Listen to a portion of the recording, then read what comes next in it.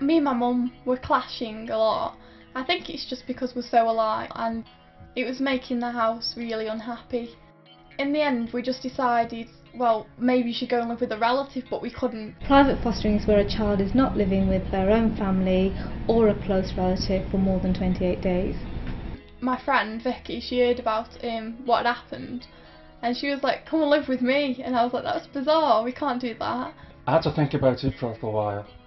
At first I had my doubts whether I should go ahead with it or not. There may be situations, for example, where parents are going into hospital for more than 28 days and they don't have anybody else to look after their child.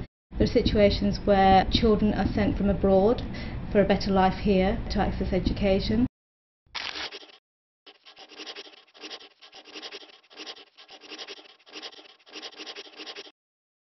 Parents, professionals, carers, anybody who comes across a private fostering arrangement needs to notify the local authority 6 weeks before the private fostering arrangement is due to start.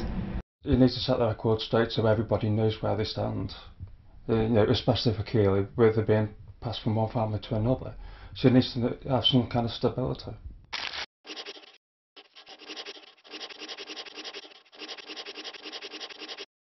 Having a social worker involved is very supportive for both the child and also the private foster carer.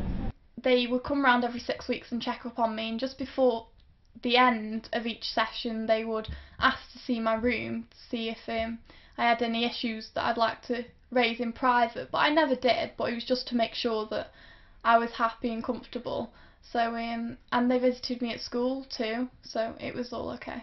And usually private fostering arrangements are not indefinite arrangements. There may be arrangements for a period of time and then the child can go back home. So if there are problems, social workers can help them to resolve those issues.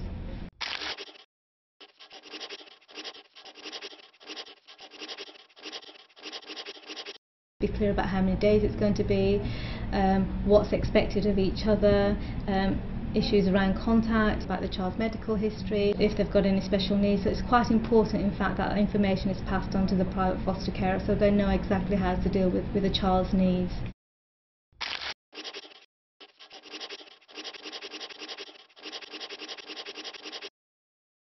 So I think it's quite important, in fact, that everybody sits down together and makes a decision. I owed it to them really to behave properly.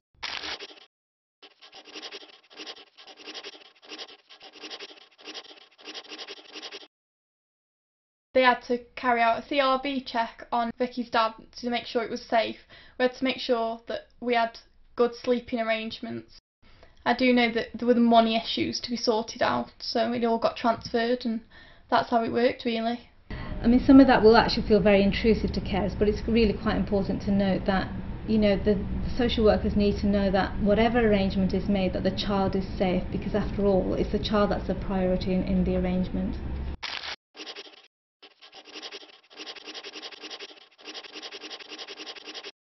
Emotionally, they may need a lot more support, or they present with quite challenging behaviour when they're actually living with a private fostering arrangement.